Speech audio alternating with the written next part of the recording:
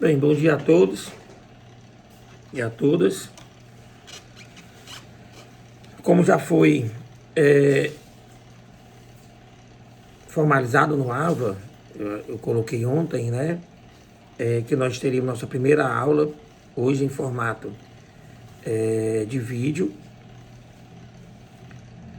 E também informei a vocês de que, juntamente com esse vídeo, que vai estar um link no AVA, juntamente com ele vai vir um arquivo Word. Nesse arquivo Word vai estar o roteiro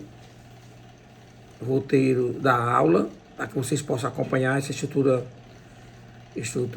lógica, né, de exposição do professor. E é até interessante que vocês, quando vocês estiverem ouvindo essa aula, vocês também abram o arquivo Word e ali acompanhem aquele roteiro exposto. E aí vai também até facilite para vocês o entendimento desta aula. Lembrar vocês também que, juntamente com esta aula, além do vídeo e do arquivo Word, também vai acompanhar os questionamentos. 3 ou 4 questões a respeito do material que está sendo exposto agora nessa aula. Então, vocês respondam esses questionamentos e me reenviem através do AVA, tá certo? Lembrar vocês que isso vai ser essa resposta aos questionamentos vai ser interessante para que a faculdade confirme a presença de vocês na aula, tá bom? Vocês sabem que quando a gente visita o AVA, a nossa visita ela fica registrada. Então, você que está tendo acesso à aula, ao vídeo, puder passar para os demais alunos, informar os demais alunos, de importância vital, tá certo? Antes que vocês perguntem sobre avaliação, a nossa disciplina, eu vou responder dizendo que nós estamos aqui no aguardo das novas diretrizes da faculdade. A princípio, essa nossa suspensão de aulas, suspensão de atividades acadêmicas presenciais, elas estão marcadas até o dia 30 deste mês, até a próxima segunda-feira. Então, acredito que até lá a reitoria, a direção da faculdade, vai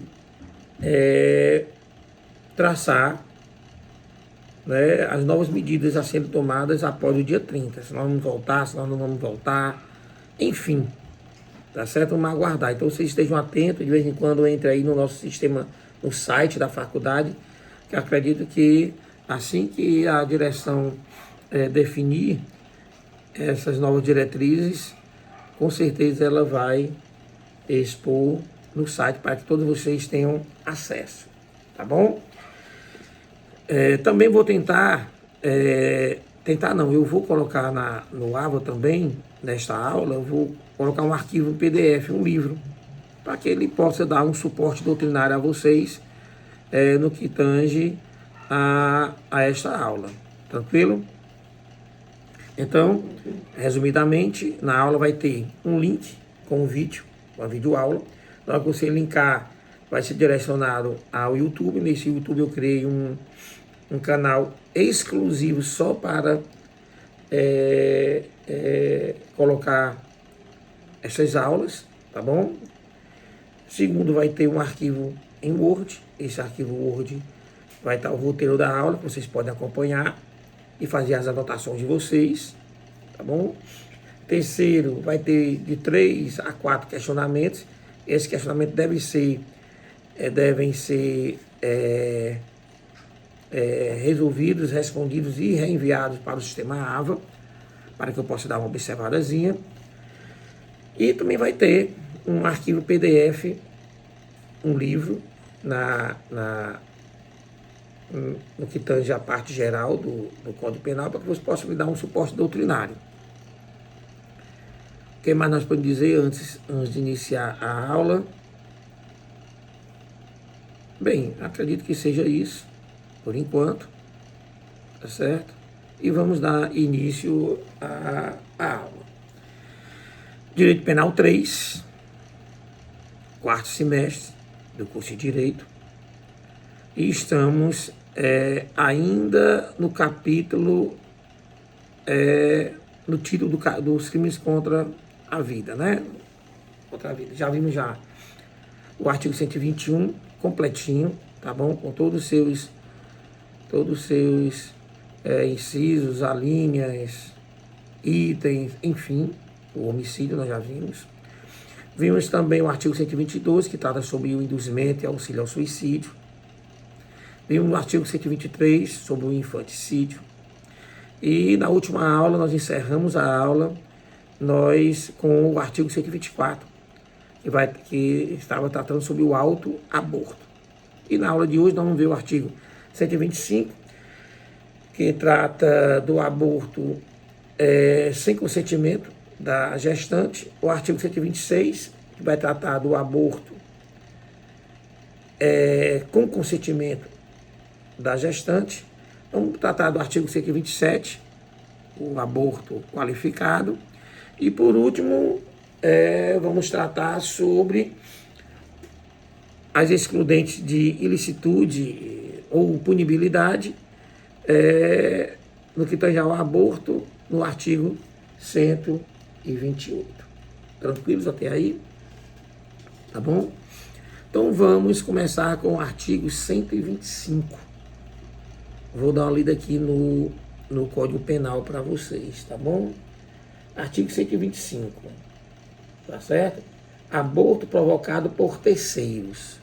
Artigo 125, provocar aborto sem o consentimento da gestante. Pena, reclusão de 3 a 10 anos, tá bom? De 3 a 10 anos de reclusão, tá certo? Quando a gente vai falar sobre esse comportamento, né, do aborto, de provocar o aborto, de praticar manobras abortivas por terceiros, sem o consentimento da gestante, pode acontecer duas situações, duas. A primeira efetivamente, a gestante, ela consentiu, tá bom? Ela consentiu, mas esse consentimento é inválido.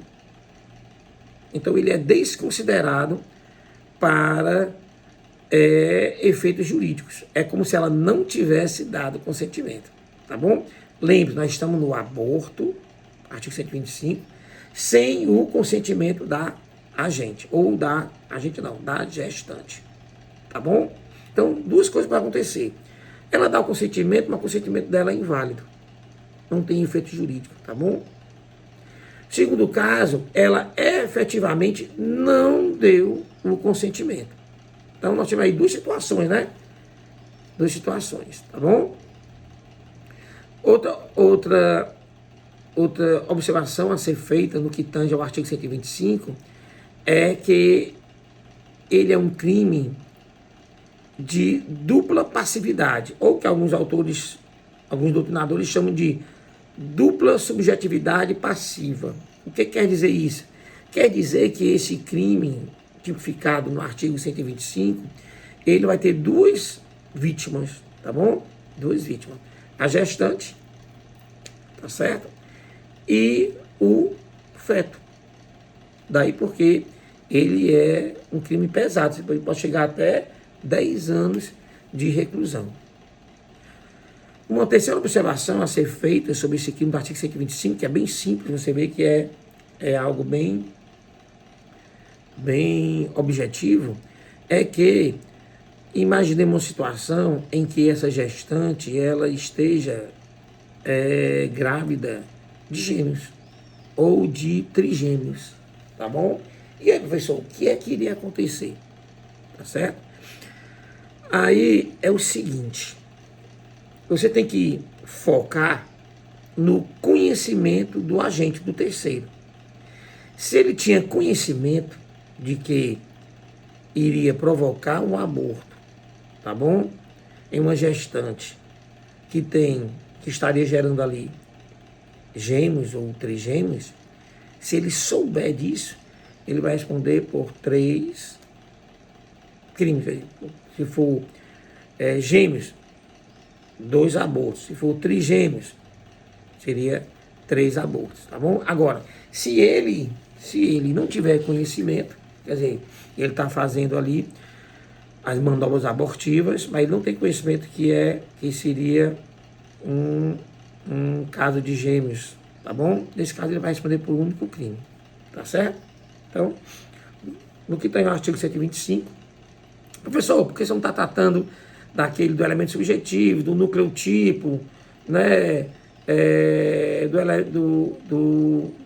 Do dolo, se há dolo, porque nós estamos falando do mesmo crime, é o aborto. Então, nós já vimos, elencamos todos aqueles itens principais, né, do conceito, do sujeito ativo, do sujeito passivo, dos elementos subjetivos, nucleotipo, consumação. Então, isso nós já vimos.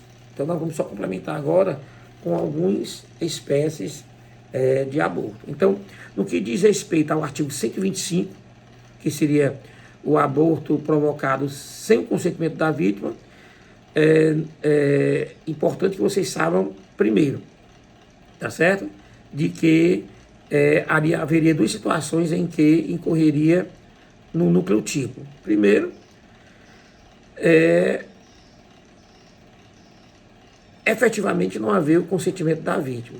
A segunda situação é que, mesmo havendo um consentimento, mas por circunstâncias vividas pela gestante, esse consentimento seria inválido, tá certo? Segundo, lembrar que é um crime de dupla subjetividade passiva, tá bom? Ou de passividade dupla. Quer dizer o quê? Existiria nesse crime 2 sujeitos passivos, 2 vítimas. Uma seria a gestante e a outra seria o próprio feto, tá certo? Tá bom? E terceiro, em caso de gestação de gêmeos ou trigêmeos, enfim, tá bom? E aí, dependendo do conhecimento ou não do terceiro, daquele que estaria ali praticando as manobras abortivas, dependeria do conhecimento ou não dele, quantos crimes ele responderia. Se ele não tem conhecimento de uma gestação de gêmeos, ele responderia só por um único crime. Agora, ele tendo conhecimento de que a gestação seria de mais de um feto, tantos quanto seja o número de fetos, tantos quanto seria o número de crimes praticados, tá bom? Gêmeos, 2 abortos. Trigêmeos, 3 abortos. E assim sucessivamente. Até aí, tranquilos? Então vamos passar agora para o aborto provocado por terceiro com o consentimento da vítima. Artigo 126. Vamos dar uma lidinha? O que é que diz o Código Penal? Artigo 126. Provocar aborto com o consentimento da gestante. Tá certo?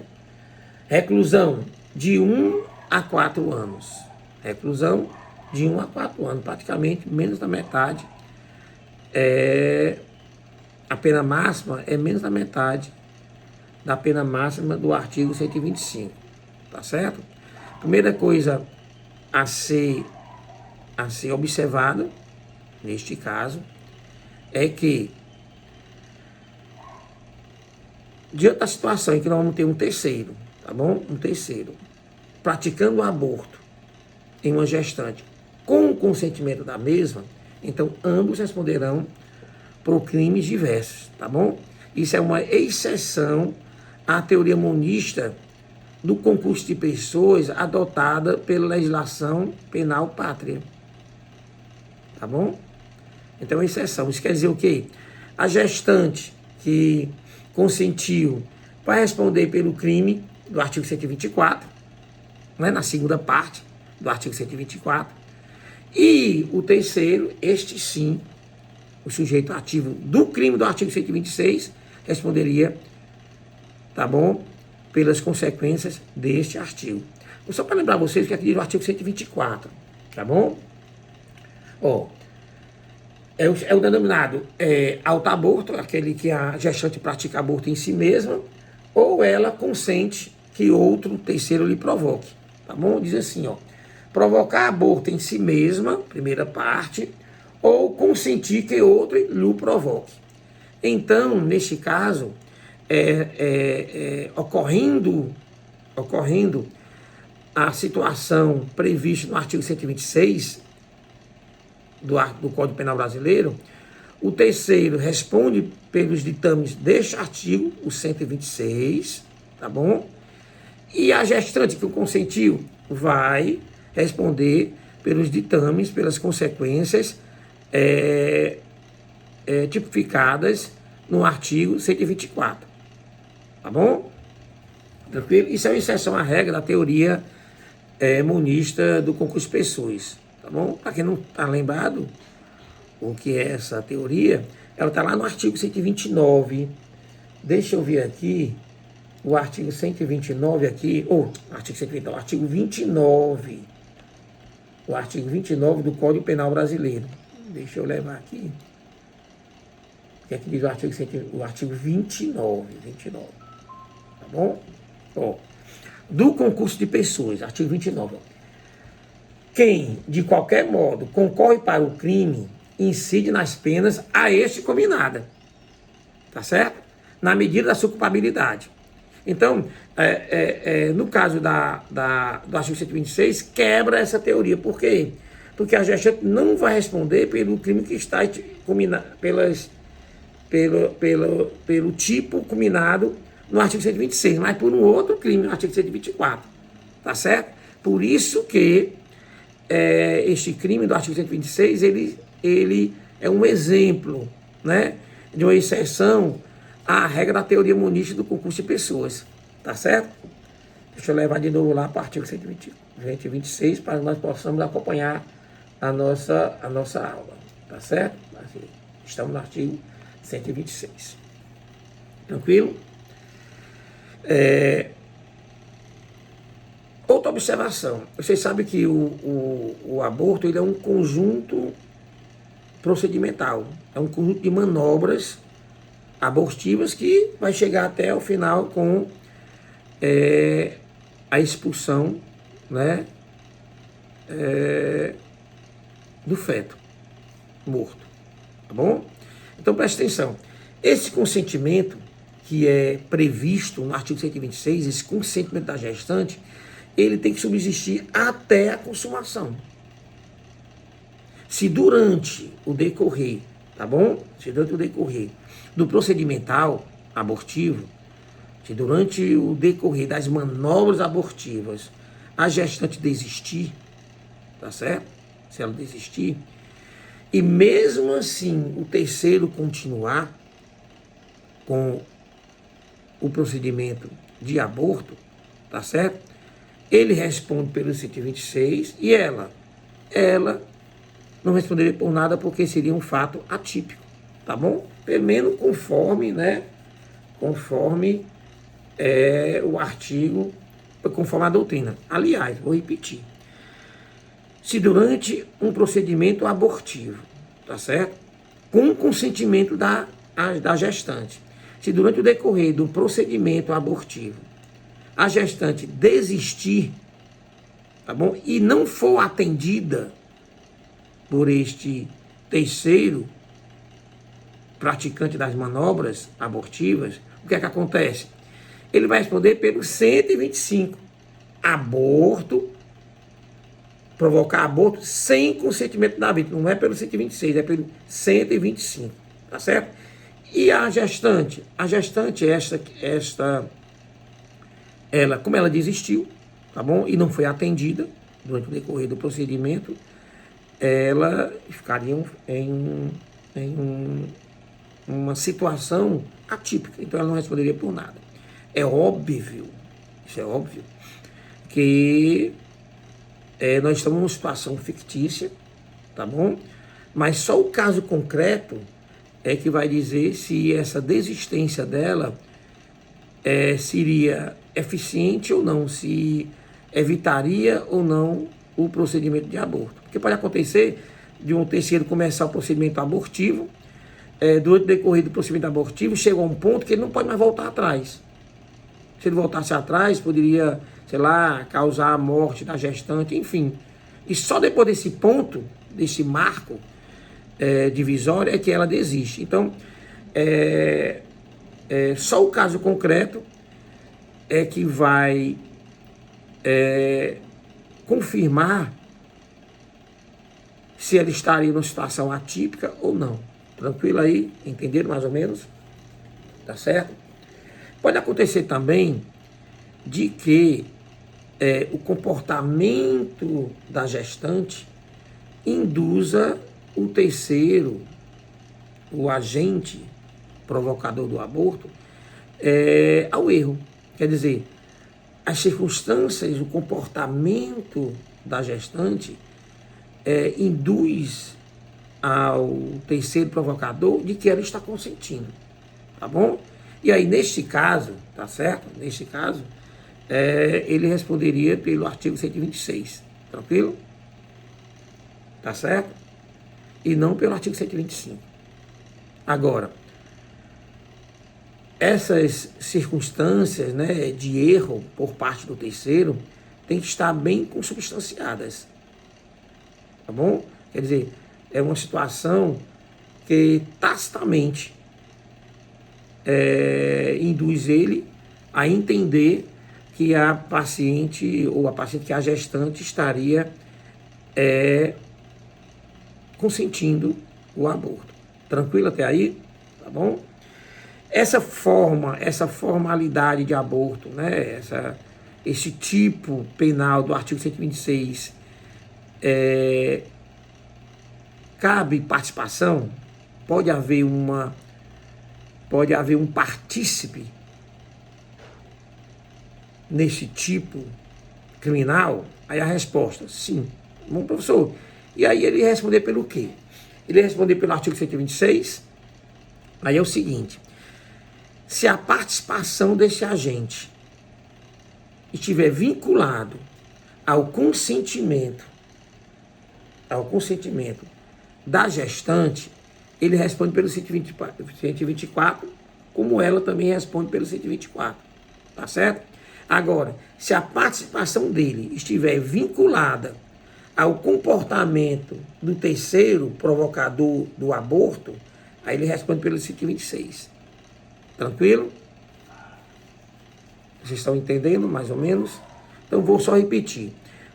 Professor, cabe participação deste tipo criminal previsto no artigo 126?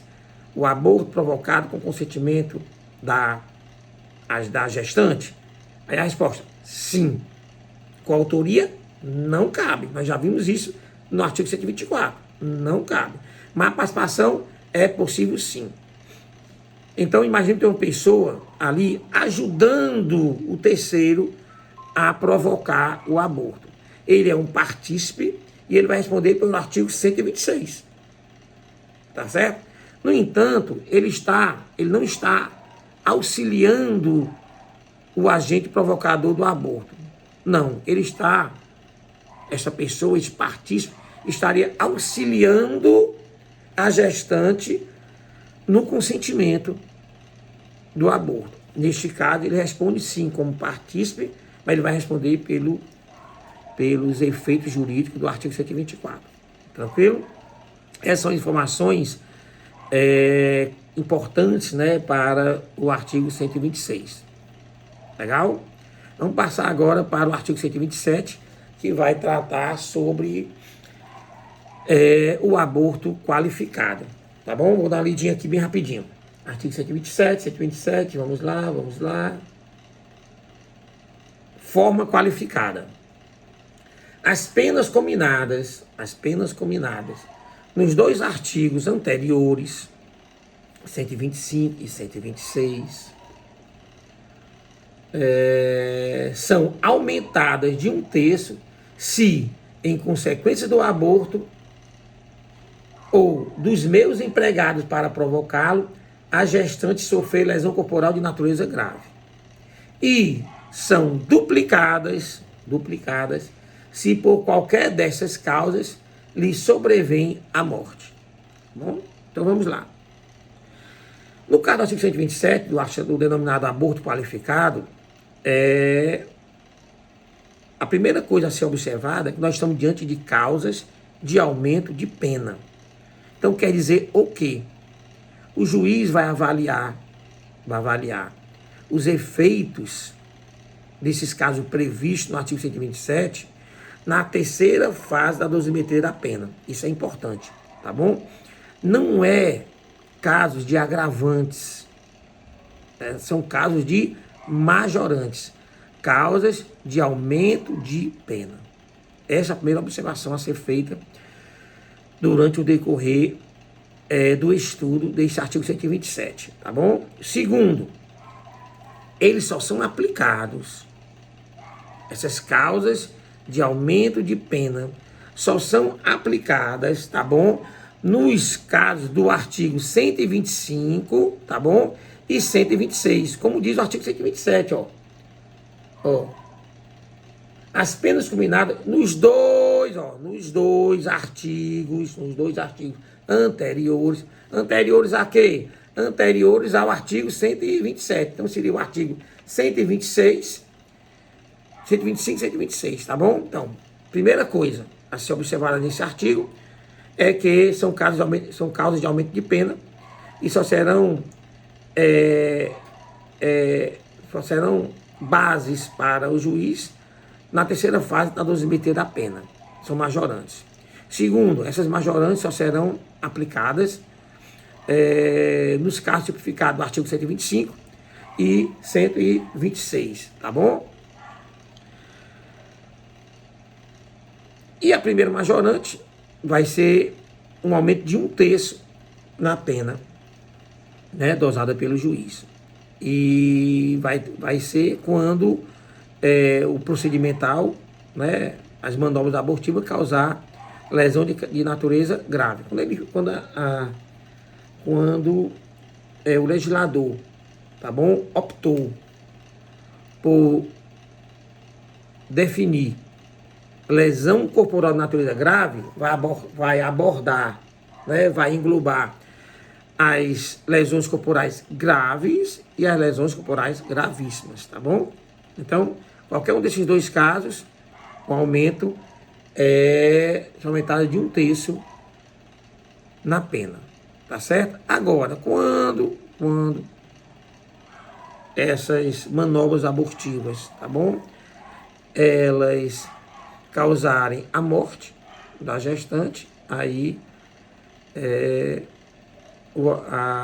a pena será duplicada. Tranquilo até aí?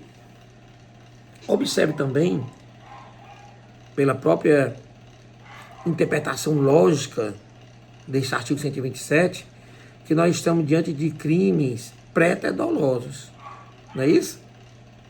As causas, elas estão fundamentadas em crimes pré-dolosos, quer dizer, a intenção não é, a intenção do agente provocador do aborto não é de causar lesão grave na gestante, não é de causar lesão gravíssima, não é de causar a morte, mas a partir do momento que ele faz um procedimento desse, ele de certa forma, ele assume o risco. Então, nesse caso, são majorantes que tem que traz consigo a natureza do pré-dolo, tá bom? De crime pré-dolosos, tá certo? Professor, e se porventura, tá bom? Durante o decorrer, o procedimento de aborto, foi provocado lesão de natureza leve? Bem, lesão de natureza leve não há previsão, tá bom? Não teria previsão de aumento de pena, então, consequentemente, o agente provocador vai responder só pelos ditames do artigo 125 e 126 em seus caput, né, respectivamente. Agora, tá bom? Agora, se porventura, preste bem atenção, se porventura o agente provocador do aborto, ele tiver a intenção de abortar e de provocar lesões de natureza, lesões corporais de natureza grave, aí ele responde por 2 crimes. Pelo artigo 126 e não vê lá na frente pelo artigo 129, tá bom? Com as suas qualificadoras, se as tiver. Entenderam? Então vou repetir. Uma coisa é um agente provocador. O agente provocador do aborto, ele quer só abortar. E durante o procedimento do aborto, ele provoca lesões corporais de natureza grave. Responde pelos ditames do artigo 126, com as majorantes do artigo 127. Tranquilo? A outra coisa é ele querer fazer as duas. Ele quer, ao mesmo tempo, ele quer provocar, ele tem a intenção de provocar o aborto, tá bom? Com ou sem consentimento da vítima, e também quer provocar essas lesões de natureza grave. Ou matar a gestante. Nesse caso, ele responderia por 2 crimes, tá bom? Ou aborto e lesão corporal, ou ele responde por aborto e homicídio, dependendo da situação, tá bom? É o que nós denominamos de crime concurso formal imperfeito, tá bom? Por que é imperfeito? Porque em uma única ação, com desígnios diversos, ele provoca 2 crimes, tá certo? No concurso formal perfeito, você tem uma única ação, uma única intenção, mas provoca 2 crimes. No formal imperfeito, você tem uma única ação, mas você tem mais de um desígnio e provoca mais de um crime ao mesmo tempo. Então, estamos diante desse caso fictício que eu passei para vocês, né? Diante de um concurso formal imperfeito, tá bom? De crimes. Tranquilos? Até aí? O que é que mais nós podemos dizer, observando esse artigo? O que mais nós poderíamos dizer? Tá certo? Se porventura, né, uma pessoa vier a intenção dele é só de matar a mulher, tá bom? Ele quer uma pessoa, um terceiro, quer só matar a mulher, mas ele não sabe que ela é gestante. Nesse caso também ele só responde por homicídio doloso, por causa do próprio conhecimento, né? Olha, se ele vai matar a mulher sabendo que ela está grávida, aí ele responderia pelos 2 crimes, tá certo? O homicídio e também pelo aborto. Tranquilos até aí? Então vamos agora, para encerrar nossa aula de hoje, nós vamos para o caso das excludentes de ilicitude ou punibilidade, que estão lá no artigo 128, tá bom? 128. O que é que diz o artigo 128? Aqui lê. Não se pune o aborto praticado por médico. Inciso 1. Se não há outro meio de salvar a vida da gestante. E 2. Se a gravidez resulta de estupro e o aborto é precedido de consentimento da gestante, ou quando incapaz de seu representante legal. Então vamos agora ver, né, o que é que diz. Vamos fazer uma interpretação, uma hermenêutica desses 2 tipos de excludente de ilicitude. 2 tipos legais, tá bom? Legais, tá certo? Então vamos lá. Primeira observação a ser feita, tá bom? O inciso 1, repetindo, não se pune um aborto praticado por médico se não há outro meio de salvar a vida da gestante, tá bom? Então a primeira coisa a ser observada, tá certo? Não haveria um outro meio de salvar a gestante que não fosse a prática do aborto. Tem que ser provado isso. Tá bom? Não é só porque ela está correndo perigo, não. De vida, não. Tá certo? Comprovadamente, através de laudos médicos, de laudos periciais, deve-se comprovar que não há outra saída de salvar a vida da gestante que não seja através do aborto. Essa é a primeira observação. tá bom? A segunda, tem que ser praticado, as manobras abortivas tem que ser praticadas por médico, não pode ser por outra pessoa, tá bom? Não poderia ser por outra pessoa, tá bom? Outra observação, tá certo? Não vai precisar do consentimento da gestante, não precisa. Se porventura não houver como salvá-la, tá bom? Comprovadamente, se ela deixar continuar a gestação humana, ela vai morrer, tá certo? Se não houver uma outra forma, tá bom? Aí nesse caso não precisaria, né, do consentimento da gestante. Pessoal, qual é o fundamento? A vida, o direito à vida, ela é um direito irrenunciável, indisponível, tá certo? Então, mesmo com ou sem consentimento dela, se for comprovado realmente de que ela vai morrer caso não pratique o aborto, então poderá ser feito, tá bom? Consequentemente, também pode tirar a conclusão de que não precisa de autorização judicial. Não precisaria, tá bom? Se não há outra saída, se há um laudo pericial, não se precisa provocar o crivo do Poder Judicial do Estado. E mesmo porque essa previsão ela é legal, tá certo? Agora, professor, e se for provocado por uma pessoa que não seja médico? Não é médico, tá bom? O aborto, ele é um aborto necessário, porque se ele não for feito, a gestante vai morrer, vai falecer, vai perder a vida. Mas a pessoa que praticou não é médico, tá certo?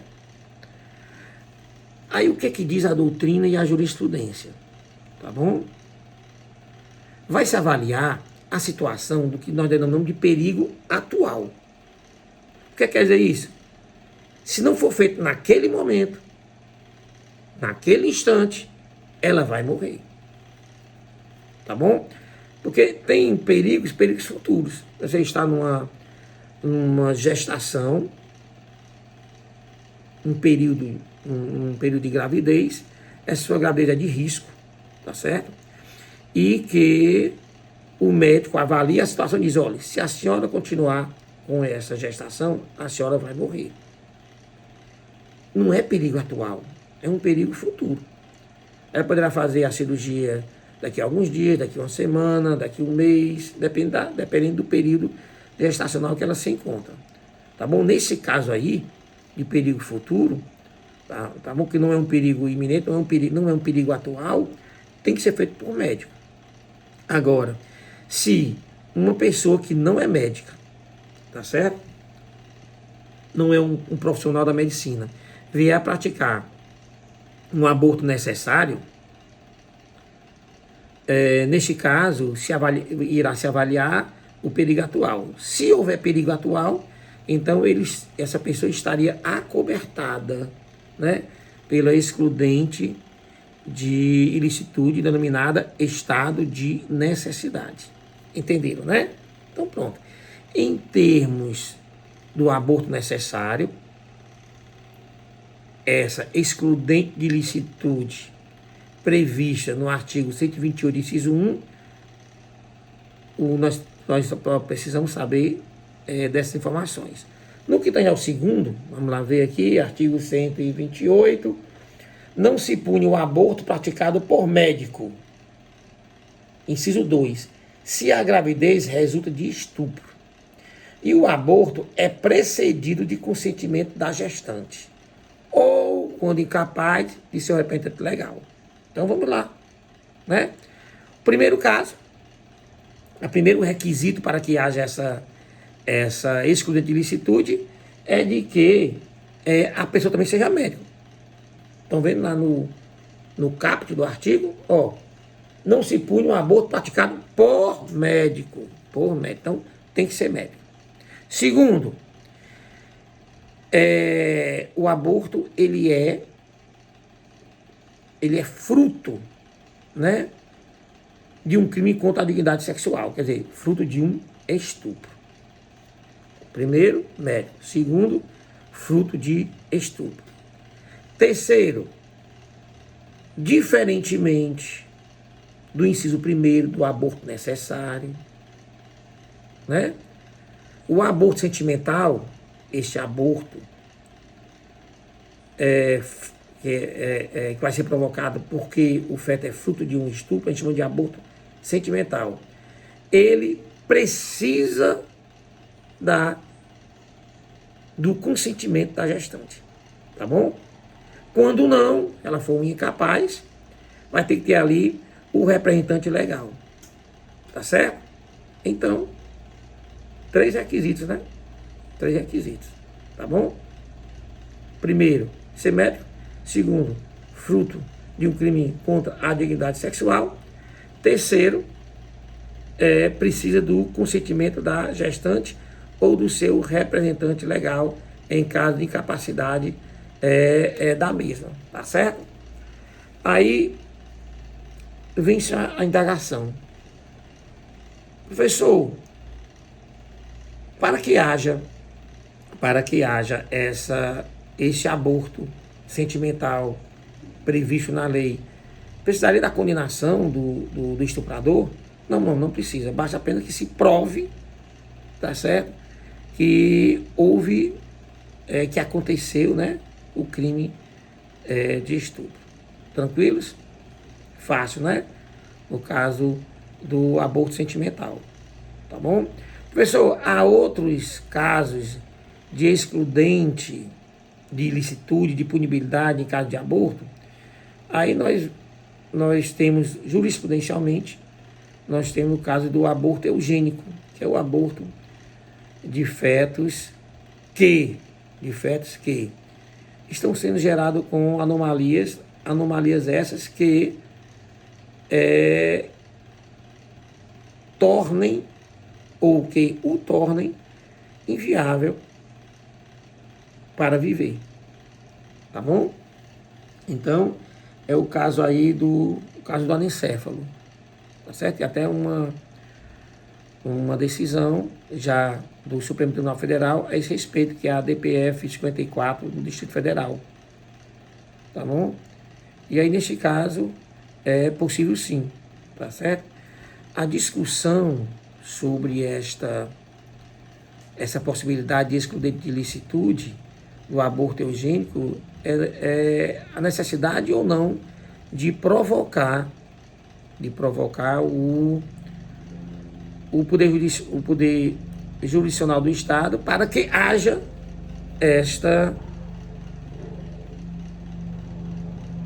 este procedimento abortivo, tá bom? E aí, a esta indagação, eu deixo em um questionamento para vocês, para que vocês pesquisem. Inclusive vai estar lá um dos itens do questionário que vai ser tratado, né, na aula.